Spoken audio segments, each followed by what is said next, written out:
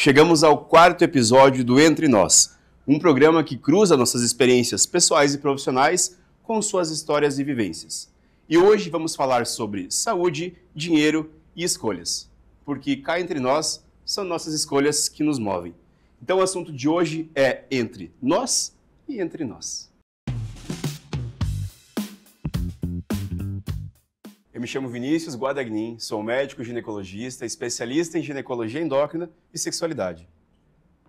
Sou Áureo Bernardo, advogado, especialista em planejamento patrimonial da família, mais conhecido como holding familiar.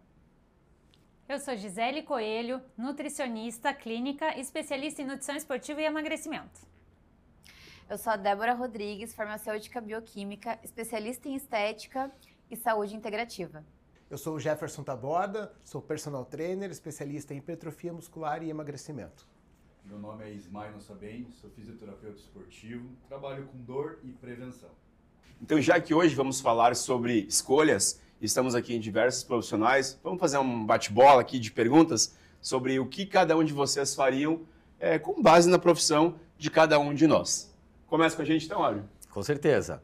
O que vocês fariam como forma de planejamento patrimonial em suas famílias, pelo que vocês entenderam sobre a minha área de atuação? Bem, pegando esse conhecimento que você passou para nós, a primeira coisa que eu faria era tentar tirar os meus bens, seja poucos ou muitos, da minha PF e jogar numa holding, numa PJ, para evitar complicações ali se acontecer alguma coisa. Acho que você deixou mega claro, na verdade, né? Pra gente realmente ir pro caminho aí de holding, de jogar realmente tudo que for possível, né? Dentro do planejamento numa holding, PJ. Para mim também essa questão da holding é importante, principalmente porque eu tenho uma filha pequena e essa questão de deixar para ela, para mim, é muito interessante. Eu também vou pro lado dos filhos, né? Eu tenho 3 filhos, então como que eu vou distribuir isso? Também a parte dos meus pais, né? Como que eu vou orientar os meus pais a trabalhar os bens deles para que fique mais fácil para mim, para os meus irmãos gerenciar isso depois. Acho que a primeira coisa que eu faria seria contratar um advogado ali para me direcionar para essa área, porque eu mesma não saberia como fazer sozinha, né? Mas ia seguir para esse lado da holding também, pensando nos meus filhos. Sim, ficou bem claro que a holding é o caminho e precisamos de um advogado especialista nisso, né? Eu acho que não é um assunto tão simples assim, é simples de entender, mas na hora de fazer precisa ter um especialista para fazer bem direitinho para não ter dúvidas no futuro, né? Exatamente. Principal nisso tudo é o especialista. Procure um especialista de qualidade para fazer o quê?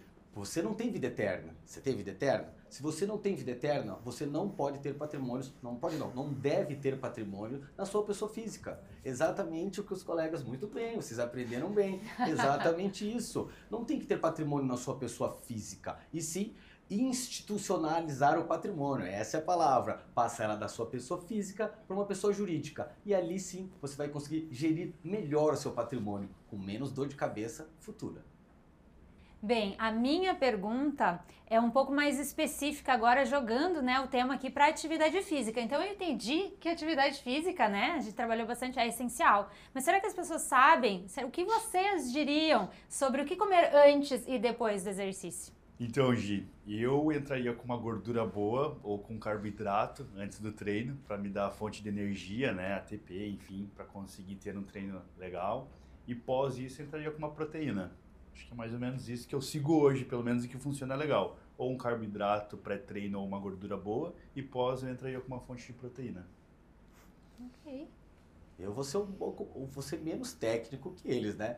Eu já vou o seguinte, para um alimento que dá energia. Eu pensei, né? A gente vai pensando de uma forma lógica. Um alimento que te dê energia para que você consiga praticar o esporte aí com uma eficácia. Após o treino, eu treino pouco, né? Treino, mas eu treino um pouquinho. Normalmente, eu utilizo a proteína após o treino. Agora, não sei se é algo correto, mas essa é a minha resposta. Vamos ver. Eu também gosto de utilizar um carboidrato de absorção rápida antes, como pré-treino, e logo após uma proteína. Mas eu foco muito na refeição grande antes disso tudo. Se meu treino é pela manhã, eu foco muito nesse jantar, que tem que ter um carboidrato bom e grande, uma proteína também, para que no dia seguinte eu possa ter rendimento melhor. É até legal dar um adendo no que você falou, Jefferson, porque quando eu digo que eu faço uma proteína pré-treino, como eu treino de manhã, meu primeiro horário do dia, o meu carboidrato é leve também, né?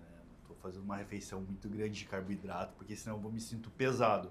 Eu prefiro até ingerir gordura, porque eu não tenho uma sensação de fadiga mais rápida, de cansado de manhã, quando eu como muito carboidrato. E que é um grande dilema, Isma, porque as pessoas que treinam muito cedo, elas têm esse problema na vida delas, porque elas precisam comer algo antes do treino, mas o que comer cedinho, 5, 6 da manhã, é sempre um dilema e a gente acaba caindo nisso. Refeições rápidas com absorção rápida. Quando eu faço carboidrato, eu como geralmente um pão ali de fatia ou um pão francês mesmo e uma banana de 70 gramas, que eu peso. Agora, se eu for partir para gordura, eu vou ali no abacate, algumas oleaginosas também. Legal exemplificar, né? Qual alimento que você escolheria, acho que também é bacana.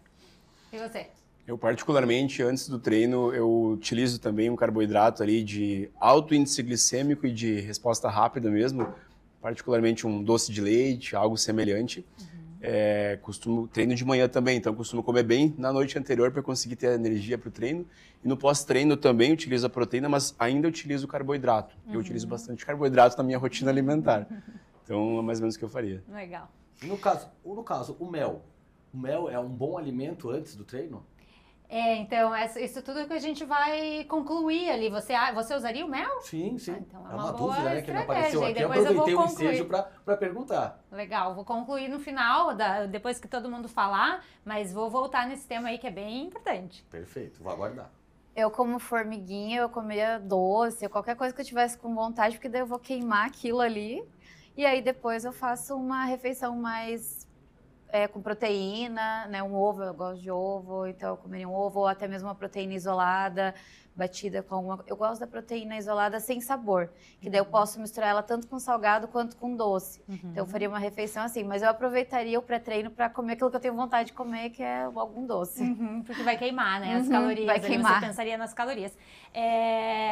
Claro que aqui a gente tem bastante gente da área de saúde, né? O Auro que é um pouquinho diferente, mas também treina, isso é muito legal. Porque mostra muito o reflexo das pessoas que estão em casa que muitas vezes não sabem nada. Querem começar a atividade física e muitas vezes vão em jejum, né? Ninguém aqui falou do jejum, mas geralmente é uma questão que perguntam muito. Treino em jejum, não treino em jejum, o que eu treino, qual é o horário do meu treino, isso é super importante. Então, assim, a base da energia para o exercício geralmente é carboidrato mesmo. A gente vai entrar nas velocidades de absorção. Então, se eu tenho pouco tempo entre o meu exercício e a minha refeição antes do treino, é importante que eu coloque um carboidrato de absorção mais rápida. O que é carboidrato, né? Carboidrato é tudo aquilo que vai virar glicose na tua corrente sanguínea. Então eu tenho os pães, tenho o mel, tenho a geleia, tenho as frutas, teria os doces, o doce de leite, mas eu também tenho batata doce, tenho o pão que daí pode ser integral. Integral é uma absorção mais lenta, o pão branco é uma absorção mais rápida. E tudo isso vai fazer diferença no teu desempenho esportivo. Se você coloca um doce de leite, um mel e não coloca um carboidrato de uma absorção mais lenta, você tem que pensar na intensidade do teu exercício. Porque se for muita energia rápida, o corpo lá, o pâncreas, vai produzir insulina e vai tirar rápido da corrente sanguínea. Será que você vai aguentar o treino todo? Tempo de treino, né? Tempo de treino, intensidade do treino. Então, o exercício, quando às vezes a pessoa está lá em casa começando um exercício, a intensidade não é muito alta. O que é essa intensidade? O tanto que o coração acelera. Então, se ele fica numa intensidade mais baixa, onde eu consigo conversar durante o treino, eu consigo usar a gordura como fonte de energia com mais facilidade. A gordura, ela vai fazer com que você tenha uma energia mais prolongada para um treino mais longo. Agora, se o coraçãozinho vai ficar ali acelerado, se o treino de força é muito peso, aí é mais glicose mesmo como fonte de energia. E tem que tomar um pouquinho de cuidado, porque às vezes o exercício que a pessoa vai fazer não chega a queimar uma guloseima, por exemplo, né? Mas realmente é uma estratégia para você matar ali a sua vontade. Eu gosto muito, ao invés do doce de leite, colocar uma geleia de frutas vermelhas. Por quê? Porque eu tenho os antioxidantes das frutas vermelhas, é uma maneira de colocar na dieta o doce, aproveitando os antioxidantes da fruta vermelha ali. Então, uma banana com aveia e o mel, né? Então, são combinações interessantes para a gente fazer antes do exercício. Se eu vou treinar à noite, vou colocar uma batata doce, vou colocar algum carboidrato que não seja com tanta fibra, né? Porque se for com muita fibra também, vou estar empanturrado na hora de treinar. Chocolate tem antioxidante, né? Tem, Adoro. tem sim. Se ele tiver um teor mais alto de cacau, né, também é uma Hoje opção. tem um tempo, assim, pra eu fazer essa refeição e treinar? Ó, Tempo o mínimo. ideal é 1 hora.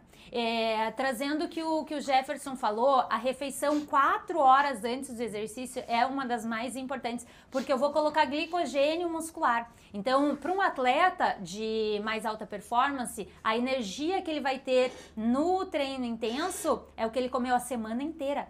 Não é imediatamente antes do treino. Então, como que tá a glicose que a gente come na hora, no pré-treino, ela tá no sangue. E como que tá o depósito no músculo? Eu não gosto de comer e treinar, mas, por exemplo, como eu treino cedo, às vezes eu acordo atrasado, as pessoas ficam até com uma cara meio de nojo quando eu falo, mas eu tenho que comer 4 ovos de manhã também.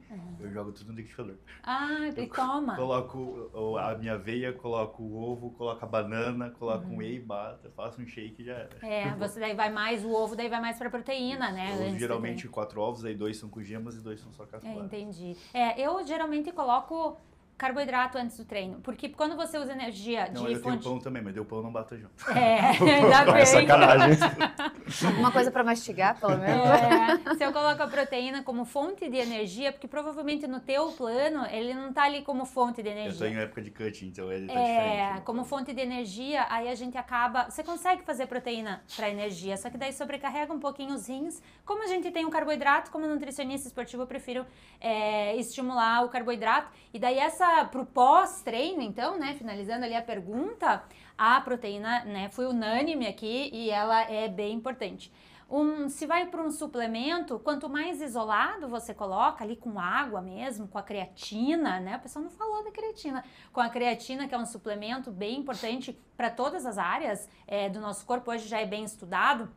Não só para quem faz atividade Pra física. todas as idades, né? Para todas as Eu faço creatina para meus pais tomarem. Isso, exatamente, idosos, né? Não tem, hoje em dia, trabalho de prevenção de perda neurológica, a questão de conexão muscular também é importante, mas raciocínio, né? Até tratamentos psiquiátricos Até passar são proteína indicados. mesmo, né? Aham. Sim. Esses suplementos daí eu já deixo para o pós-treino. Mas se a pessoa às vezes não quer suplementar uma refeição com ovos, com frango, garantir que essa proteína está presente no pós-treino é bem importante. Débora, qual é a sua pergunta? Vamos lá. Se fosse para vocês escolherem um produto estético e um tratamento estético, qual vocês escolheriam? Só tem um. Existem vários, né? Para várias finalidades, mas um só. Qual que vocês acham mais importante? Eu escolheria um bioestimulador, que eu gosto bastante. Eu já estou numa idade que eu já tenho que fazer. E um produto também? Eu gosto muito do sérum. Tá. Gosto de usar ele muito à noite. Ok. Laura. Você pode repetir novamente a pergunta? Se fosse com base no que você conhece sobre estética, sobre produto cosmético, um produto cosmético que você acha importante, todos que pode ser filtro solar, creme, qualquer coisa, ou um tratamento estético, qual você escolheria? Um produto estético e um tratamento estético. Por estar numa idade que eu digo, na meia idade, eu escolheria o filtro solar, para cuidar mais da minha pele, para que eu evite o envelhecimento precoce. E o produto... E um tratamento estético. Um tratamento estético, esse aí ainda é um tabu para mim, mas quero entrar. Eu acredito que o estético, para mim, é ter uma aparência melhor. Então, eu preciso fazer algo que me deixe melhor. Agora, o que eu escolheria, vamos dizer assim, hoje, o que eu ainda não fiz, Botox. Tá. Eu vou da mesma linha do Áureo. Eu acho que o Botox masculino fica muito bom, principalmente porque, como você já disse, os homens têm muito receio de fazer grandes mudanças. E as linhas de expressão do homem, né? O brabo, o preocupado, elas aparecem a partir da nossa idade, jovem. E, então, eu acho que é um procedimento muito interessante e tem que combinar também com o ISMA, que o sérum, ele tem um efeito muito bom. Então, eu acho que eu iria nessa dupla aí. Legal. Para mim, a combinação perfeita, eu acho que é filtro solar e bioestimulador de colágeno.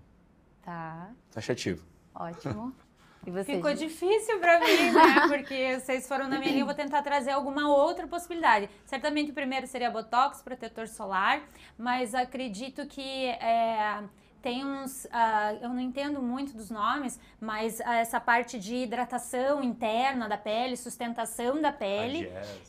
É algum assim que me traga essa reconstrução do colágeno para mim, né? Porque agora eu já tô com 42, então eu acredito que seria interessante, mas sem dúvida preventivo, protetor solar e botox, eu acho que é maravilhoso. Eu não falei, mas tem que ser todos os dias em todas as idades, na verdade. Sim.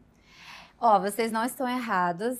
O botox realmente ele devolve mais jovialidade para a pele, porque ele corrige algumas rugas. Só que chega um momento que o botox ele já não resolve mais, tá? A pele vai afinando, vai perdendo colágeno. Daí tem um bioestimulador de colágeno, que ele prolonga a elasticidade da pele, previne a flacidez. Só que tem regiões que a gente não pode aplicar bioestimulador, que é a região dos olhos e da testa, então alguma área vai ficar encoberta ali. Filtro solar é importante, mas dependendo da tua atividade, da tua nutrição, você consegue prevenir as manchas de pele, o envelhecimento, mesmo sem usar o filtro solar. Isso é bem polêmico, tá? Mas é a minha opinião. Então eu vou surpreender vocês com a resposta, porque na verdade é uma resposta bem da minha área, um assunto bem atual, mas são os bioregeneradores.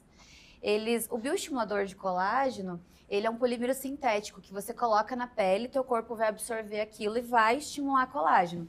Ele gera um certo processo de inflamação e não pode ser aplicado no rosto todo. Já os bioregeneradores, que são organelas biológicas, extraídas, eu gosto muito do PDRN, que é o polidesóxido-ribonucleotídeo do DNA do salmão. Ele é compatível com todas as células do nosso corpo. Você pode usar PDRN no cabelo, nos olhos, no rosto, pode tomar banho de PDRN, usar ele inclusive na forma cosmética. Ele estimula colágeno, ele aumenta a hidratação, ele tem ação antioxidante porque ele se liga no receptor, tecnicamente falando, A2A, que tem todas as células do nosso corpo. Então essa é a grande novidade da estética e se eu fosse escolher, indicar seria PDRN, tanto cosmético quanto injetável. Mas ele tem injetável, isso que eu perguntei. Isso, ele tratamentos estéticos com PDRN. E ele dura quanto tempo? Você pode fazer, depende do protocolo, toda semana, todo mês, a cada 6 meses, mas você pode, porque ele é uma substância que não é tóxica para o corpo, não sobrecarrega o teu organismo. Eu digo pela durabilidade dele. Depende da forma como ele vai ser aplicado. Você pode fazer um laser e fazer o PDRN, você pode fazer ele na forma injetável, você pode fazer na forma microagulhada, e depende da necessidade da tua pele. Então, cada pessoa vai ter uma necessidade. Eu uso todo mês. Eu gosto de aplicar todo mês na pele para ter uma pele mais hidratada, mais... Sabia dele, não conhecia. PDRN,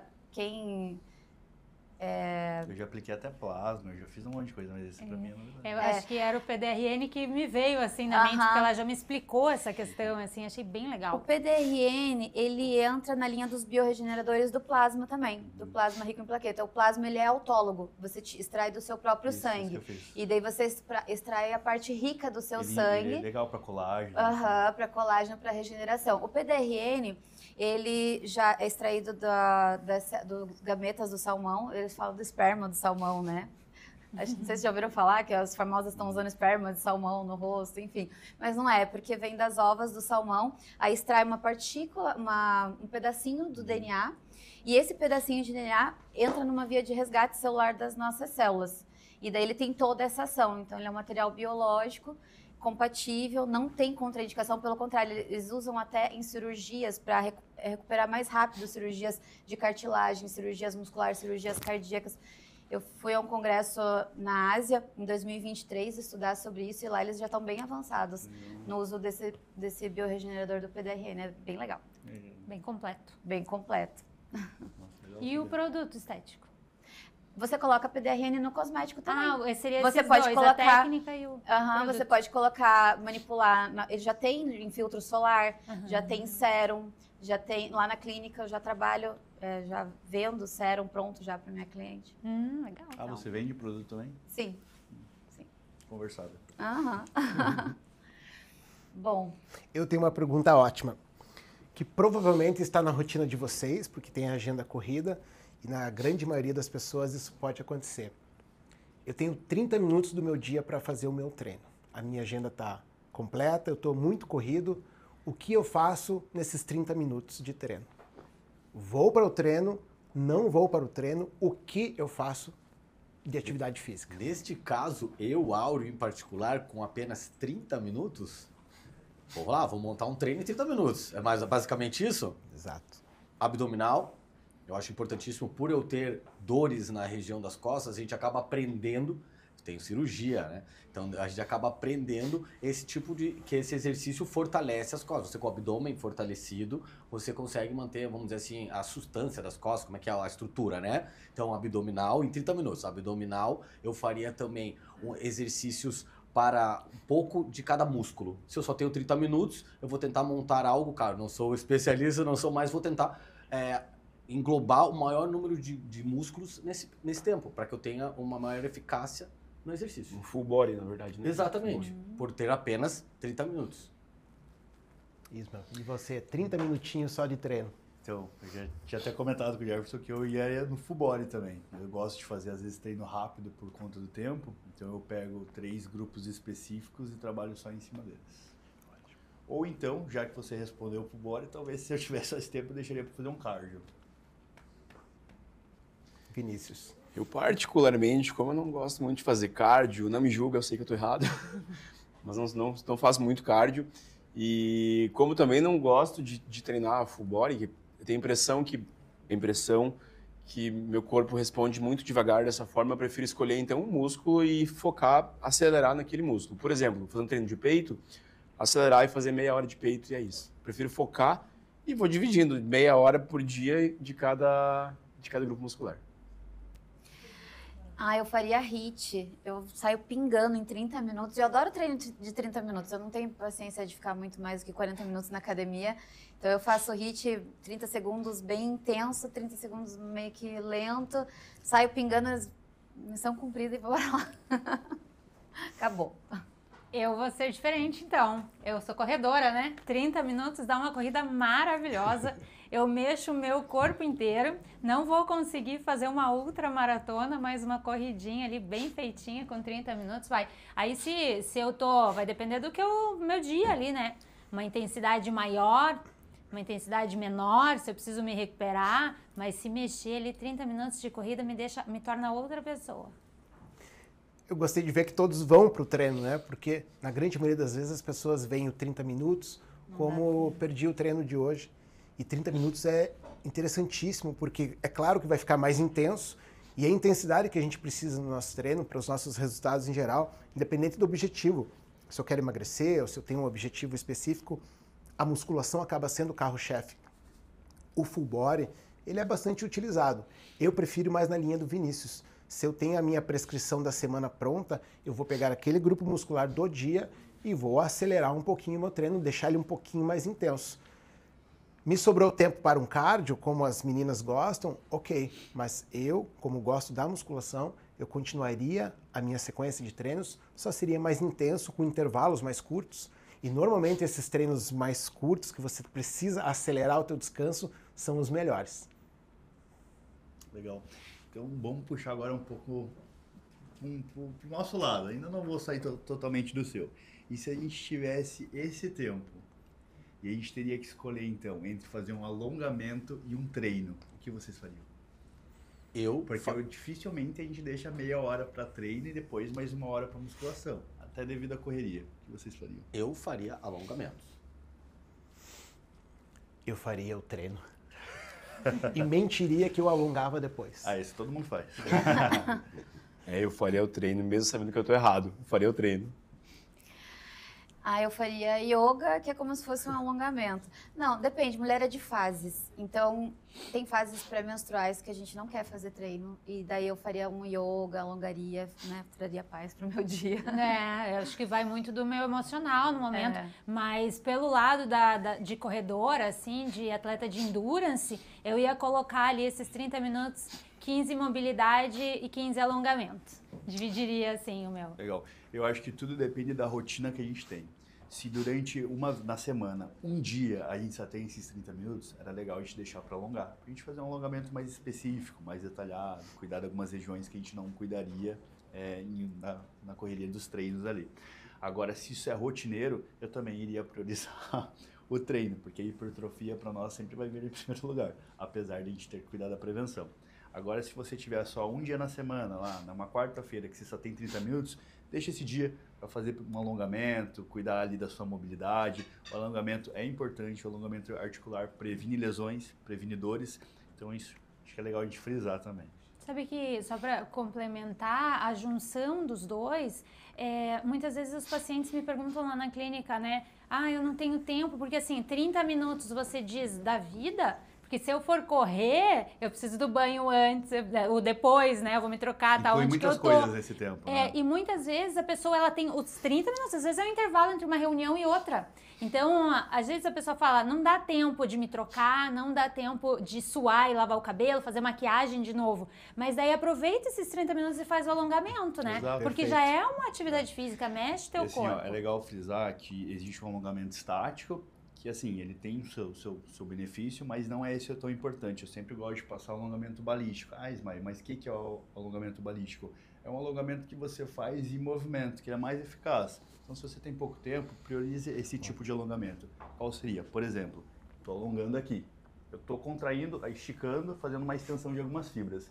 Agora, olha como eu ganho espaçamento muscular quando eu mexo em movimento e elevo o meu membro para frente. Vai e vem. Ou lateralizo. Isso é alongamento balístico. Ele é bem eficaz.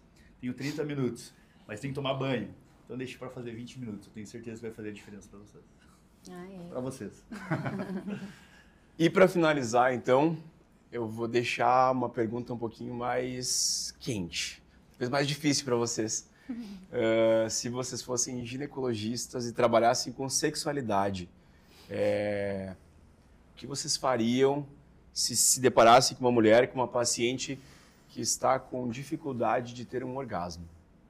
Definição de orgasmo, para quem não sabe, para quem está assistindo, orgasmo é aquele ápice do prazer, né? Então pode estar legal a relação, tem libido, mas não tem orgasmo, não tem ápice do prazer.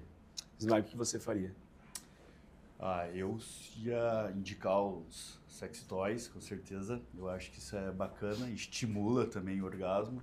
Que eu acho que o orgasmo, assim, com parceiro, para mulher principalmente, às vezes tem a ver com traumas, né? Às vezes tem estudos que dizem que poucas mulheres chegam ao ápice do orgasmo, então acho que ela precisa se autoconhecer, né? E eu acho que isso é uma forma dela se conhecer. E daí pelas variedades e fantasias dos casais. Eu trocaria de parceira. Brincadeiras à parte, brincadeiras à parte. Brincadeira, hein? Brincadeira. Olha, não posso fugir muito do que foi dito.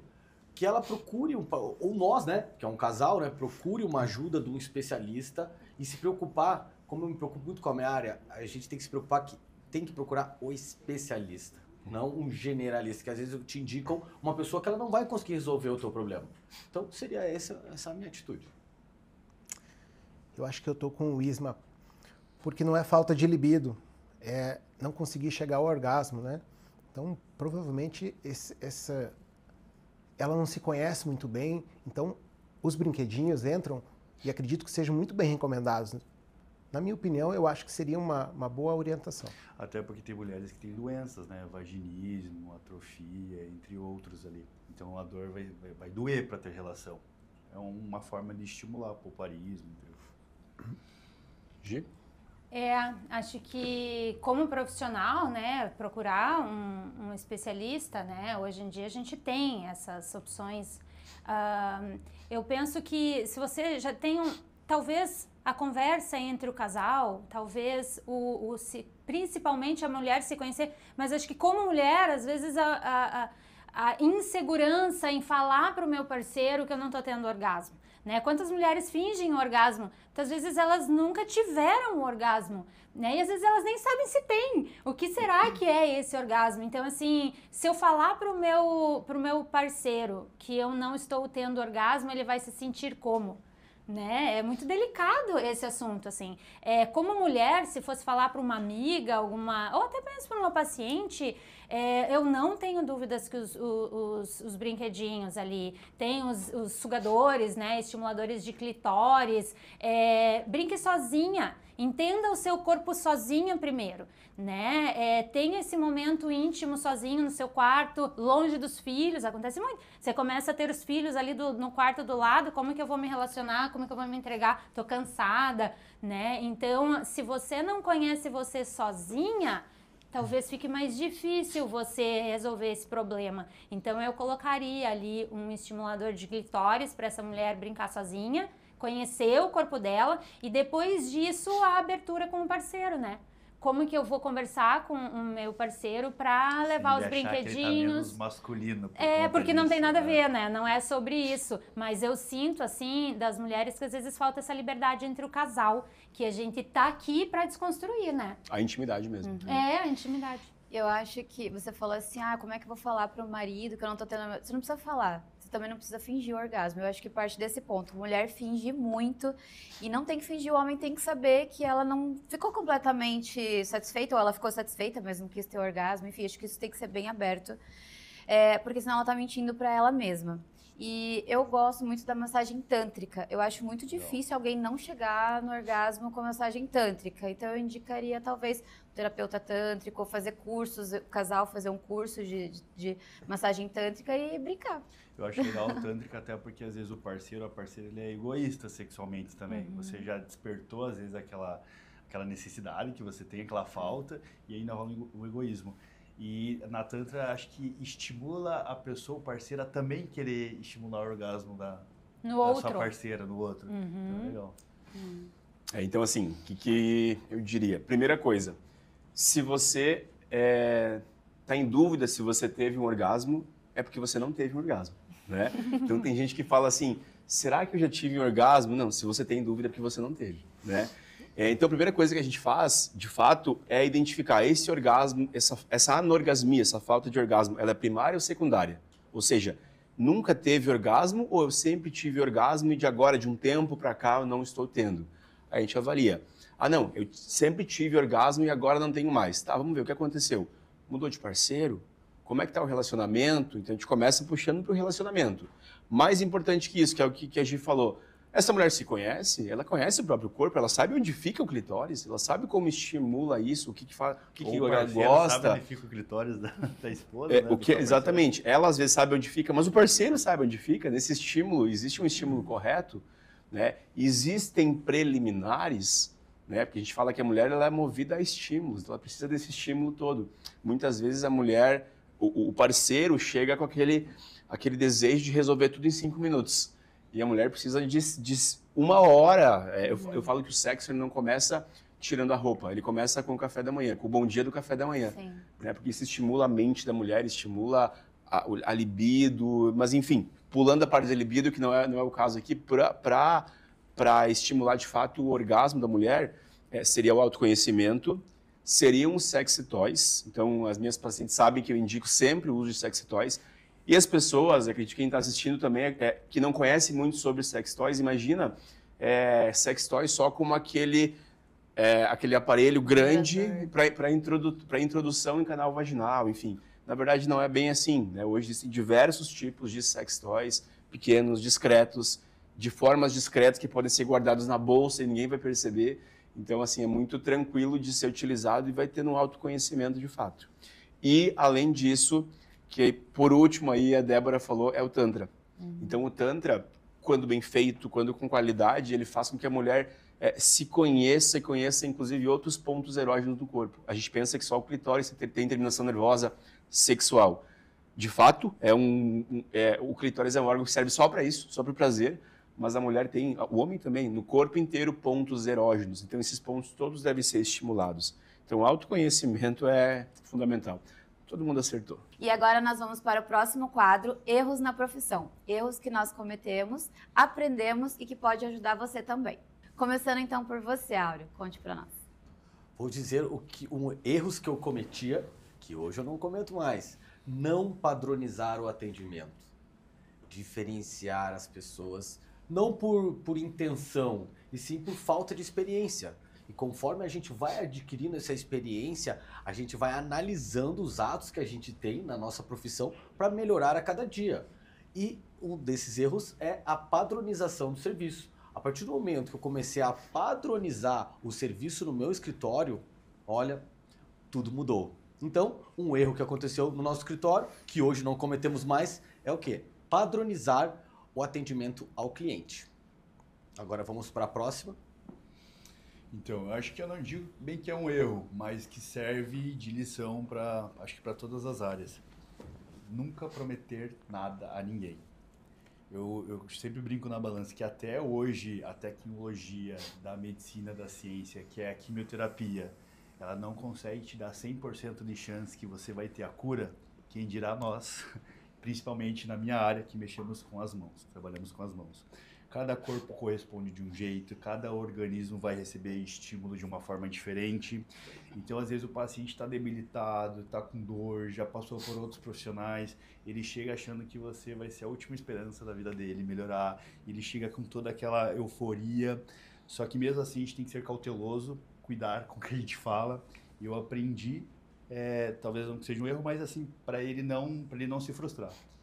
Não prometer nada para ninguém. Sempre tentar falar para ele, a gente vai melhorar, vai dar certo, mas a palavra promessa gera muita expectativa, e daí ele pode se frustrar se não dá certo.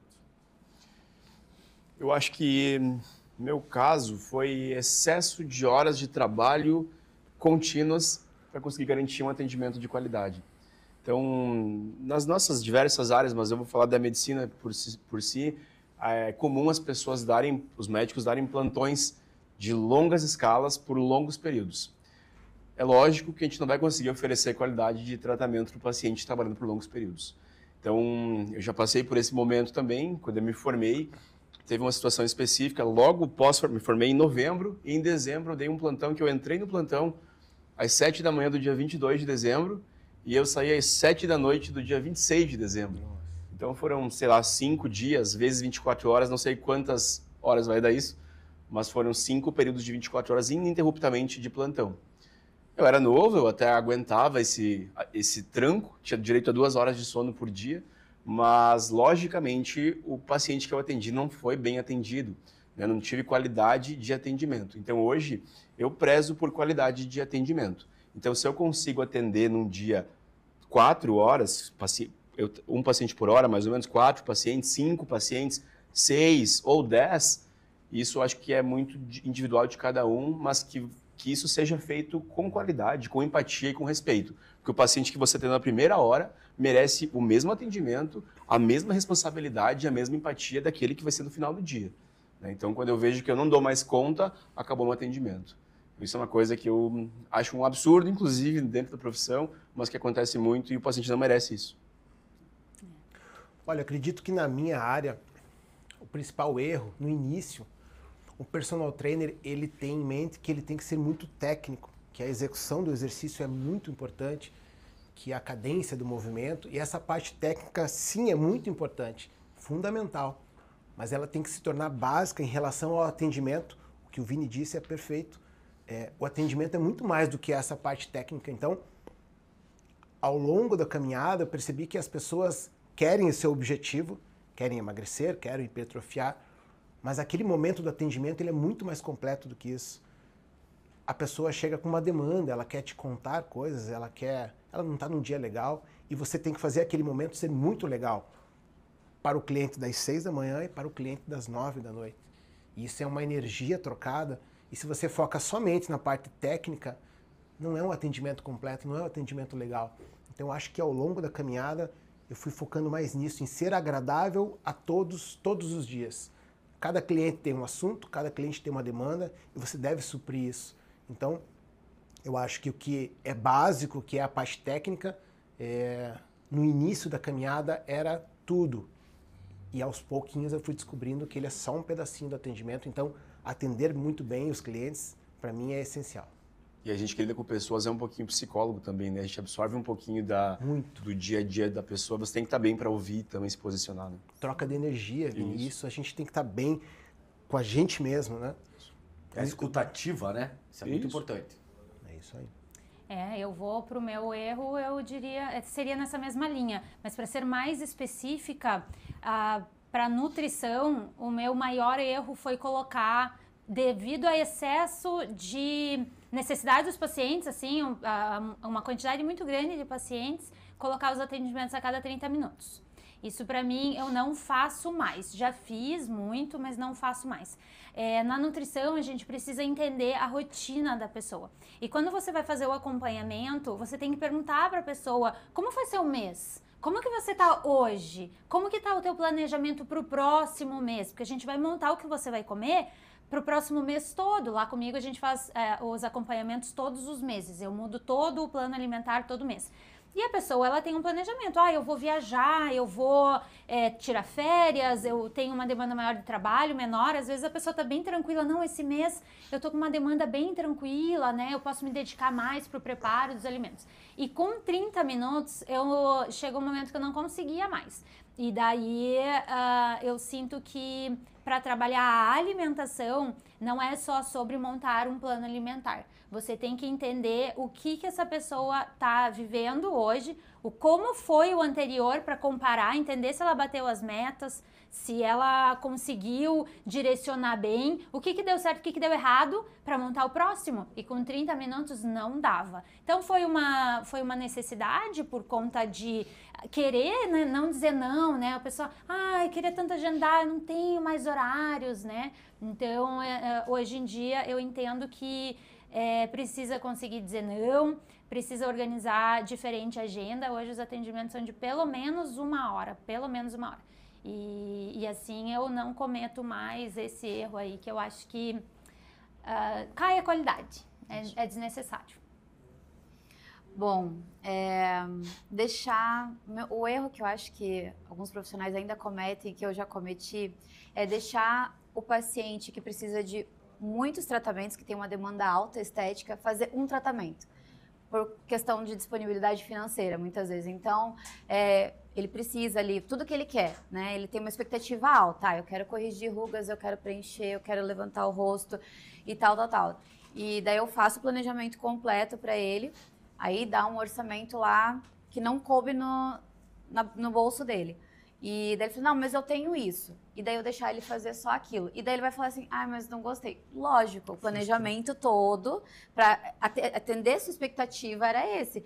Então, isso eu não faço mais. Ou então eu pontuo, só com isso você não vai atender toda a sua expectativa. Uhum. Então, alinhar direito essa expectativa do cliente. Porque a demanda na estética é alta. Tem clientes que chegam lá e falam, eu quero rejuvenescer 20 anos, né? Então, isso a gente nunca vai conseguir, por mais que você gaste 100 mil. Mas a gente consegue resgatar muita coisa fazendo um planejamento completo. Um bioestimulador, um PDRN, um Botox, colocar um fio de sustentação. E às vezes também o caso é plástico. É de cirurgia plástica. Eu falo assim, o teu caso para resolver completamente é cirurgia plástica. Mas eu não quero fazer plástica. Então vamos diminuir a expectativa e vamos alinhar que com os procedimentos você vai chegar mais ou menos nesse ponto aqui. E eu sempre ainda baixo um pouquinho mais a expectativa. Então, acho que o meu erro era tentar suprir a expectativa do cliente com poucos recursos, porque ele não tinha a disponibilidade financeira. Para poder vender, digamos assim. Ele não tinha disponibilidade financeira, eu queria entregar alguma coisa. Agradar de alguma forma, né? E daí não agrada. Então, eu falo assim, se fortaleça financeiramente primeiro e depois você volta aqui, a gente parcela em 12 vezes e faz todo o tratamento. Tem que compartilhar essa responsabilidade, né, com o cliente, com o paciente, né? Jogar real, falar, é daqui até aqui, você topa? Tá comigo nessa, vamos fazer dessa forma, né? Não rola frustração e arrependimento depois, né? Tem, eu acho que também um erro universal que acho que cabe em todas as áreas, inclusive na sua, que você deve sofrer muito, que às vezes o paciente, ele quer, o cliente, aluno, ele quer uma mãe e um pai, né? E no começo de carreira a gente excede um pouco para dar atenção, para fidelizar, até para a gente poder ter uma demanda ali de pacientes, que é atender ele fora do horário do expediente. Ou o paciente manda uma mensagem à noite, você está em casa e você, né, tem um momento de lazer, está com a sua família e você para responder o paciente. Eu passei muito por isso, eu aprendi isso também, acho que todos vocês já passaram por isso. WhatsApp, fora de horário, então isso acontece até hoje, a gente acostumou muito mal eles por conta disso. E acho que isso cabe a todos nós, tenho certeza que todo mundo já passou por isso. Com toda certeza. Delimitar um horário para você, para sua família ou para o seu momento, porque hoje a tela, o WhatsApp é isso, as pessoas acham que você está disponível a qualquer momento. E daí você perde tempo de qualidade com as pessoas que estão ali com você. Perfeito. Era meia-noite, eu estava recebendo raio-x de paciente e ele me cobrando a resposta, porque ele estava acostumado em outras situações e eu respondi, eu dar essa atenção. Então, por isso que eu padronizei. Esse foi um dos motivos. Exatamente. Atender cliente, a gente quer ajudar, né? A gente quer, mas não é Segue. assim. A gente foge do profissionalismo. É, E o daí cliente vai cai a- perceber. Cai a Então, qualidade, exatamente. né? Cai a qualidade. Atender a expectativa, né? Acho que essa questão, alinhar a expectativa. Então, a partir do momento que você fala para o teu cliente, eu entrego a resposta, eu te entrego a resposta do WhatsApp, mas é nesse horário, ou assim, até em 3 dias, porque, por exemplo, a gente está aqui Uma dieta, que eles gravando, querem né? ganhar pressa. Eu quero minha dieta, no teu Sim, caso, eu né? tento fazer sempre a dieta na hora com o paciente, porque daí eu não fico com essa não leva pra pendência casa. depois. Até por isso eu tenho a necessidade de pelo menos 1 hora de atendimento. Mas se a pessoa tá lá em casa e às vezes eu falo, pode escrever, eu só não vou te responder na hora, eu te respondo, só que não é na hora. Daí a pessoa já fica calma. Agora, se você promete para ela, a promessa, se você fala para ela, me manda que rapidinho eu te respondo, no meu caso, às vezes o paciente está no mercado querendo comprar e eu tô em atendimento, não posso responder agora. Mas também tem dúvidas que ele tem que sanar em consulta contigo. Você também é profissional e você ganha para isso. Senão você vai ficar fazendo consulta gratuita o tempo inteiro, porque ele vai ficar mal acostumado.